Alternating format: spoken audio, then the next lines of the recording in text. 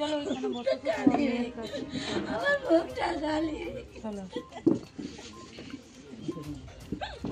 তো বাচ্চাটা তো মারা গেছে, আর ভ্যাকসিনটা নেওয়ার পরই বাচ্চাটা অসুস্থ হয়ে পড়েছে।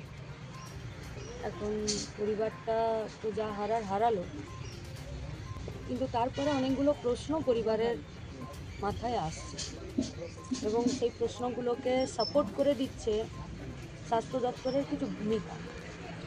যেমন পরিবার ভ্যাকসিন দিল, তারপরে স্বাস্থ্যকেন্দ্রটা বন্ধ করে দিল। বন্ধ কেন করবে? হতেই পারে কোনো একটা সমস্যা, সারাদিন তো কত কিছুই ঘটছে পশ্চিমবঙ্গে, তাই বলে উপস্বাস্থ্য বন্ধ করে তালা বন্ধ করে বাড়ি চলে যাবে? এটা হয় না। আর পশ্চিমবঙ্গে যেভাবে জাল ওষুধের ছড়াছড়ি হয়েছে, যেভাবে চলছে, এবং সেই জাল ওষুধ সরকার নিজে বলছে যে জাল ওষুধ হওয়ার জন্যে ড্রাগ কন্ট্রোলার অফিসগুলো ওষুধগুলোকে একটার পর একটা ব্যান করছে।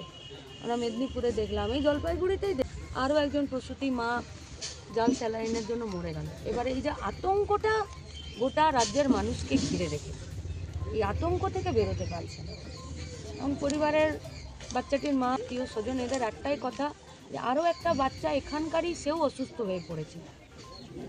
তাহলে যদি এটা ওষুধের জন্য কিছু গোলমাল হচ্ছে, তাহলে এটা দ্রুত নিষ্পত্তি করা দরকার, আর যাতে কোনো বাচ্চার এরকম ঘটনা না ঘটে। মানে এই কথাটা একটা 54 দিনের বাচ্চা, যার ভবিষ্যৎ, যার স্বপ্ন, যার দিনের ওই বাচ্চাটার কথা, বাচ্চাটার সব রকমই তো একটা মা বাবার, মানে তার সব থেকে বড় আবেগের এবং একদম নারীর টান। তো নিয়েও বাচ্চার মা বাবা যে এই কথাটা বলছে, এইটা আমাদেরকেও সাহস দিচ্ছে যাতে আর কারো না হয়। দ্বিতীয় কথা হচ্ছে যে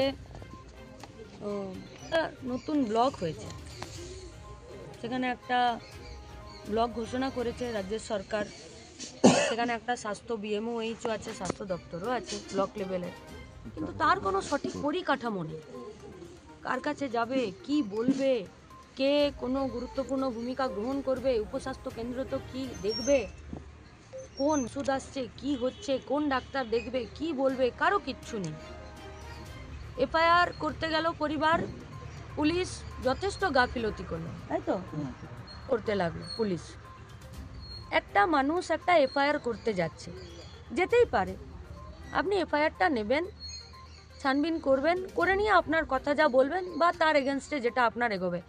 FIR নেবেন কি নেবেন না তার জন্য উপরে ফোন 20টা, আর ততক্ষণ একটা 54 দিনের বাচ্চা হারানো মা বাপকে আপনাদের কাছে ছুটতে হবে। এই যে গোটা বিষয়টা, এই বিষয়টা গোটা মানুষের মনে জাল ওষুধ সম্পর্কে একটা আতঙ্ক তৈরি করছে। আমরা বলবো, পরিবার দাবি করেছে যে ম্যাজিস্ট্রেটের উপস্থিতিতে সম্পূর্ণ ভিডিওগ্রাফি করে পরিবারের একজনের উপস্থিতিতে ওই বাচ্চাটার পোস্টমর্টম হয়। এটা বলতেও আমাদের মানে বুকে, মাথায়, মুখে সব জায়গায় ব্যথা হচ্ছে। কি বলি বলুন তো, 54 দিনের বাচ্চার পোস্টমর্টম হবে? ও শরীরটা কাটাকাটি করবে? কি আছে এইটুকু বাচ্চার, 4 আঙ্গুলের একটা বাচ্চার, কিন্তু করবে। পরিবার এই দাবিও করছে যে ফরেনসিক করাতে হবে এবং নিরপেক্ষ তদন্ত করুক, যাতে আর কোনো বাচ্চার সাথে এই ধরনের ঘটনা না ঘটে। আমরা আপনাদের মাধ্যমে এই জেলার এবং গোটা রাজ্যের মানুষকে বলবো যে একটা সন্তানহারা পরিবারের পাশে থাকুন। বাচ্চাটাকে তো ফেরত পাবে না, অন্তত পক্ষে কী করে হলো আর যাতে কারো না হয়, সেই শান্তিটুকু যাতে এই পরিবারটা পায়, তার জন্য গোটা রাজ্যের মানুষ, এই জেলার মানুষ, এখানকার মানুষ, এখানকার প্রশাসন, পুলিশ, স্বাস্থ্য দপ্তর এবং আপনারা মিডিয়া, আপনারা এই পরিবারটার পাশে থাকুন। এটা আপনাদের কাছে আমাদের একান্ত অনুরোধ এবং আবেদন। আজ ওদের হয়েছে, কাল আমার আপনার বাড়িতে কার কি হবে আমরা কেউ জানি না। কে রয়েছে পশ্চিমবঙ্গে শিক্ষা, স্বাস্থ্য, চাকরি সব দুর্নীতির অভিযোগ। এরপর তৃণমূল 2026 315টি সিট পাবে, বাকিটা কি বিজেপি পাবে?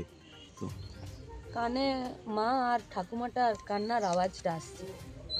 ঠাকুমাটা বলছে যে আমি রাত 4টা পর্যন্ত বাচ্চাটাকে নিয়ে থাকি।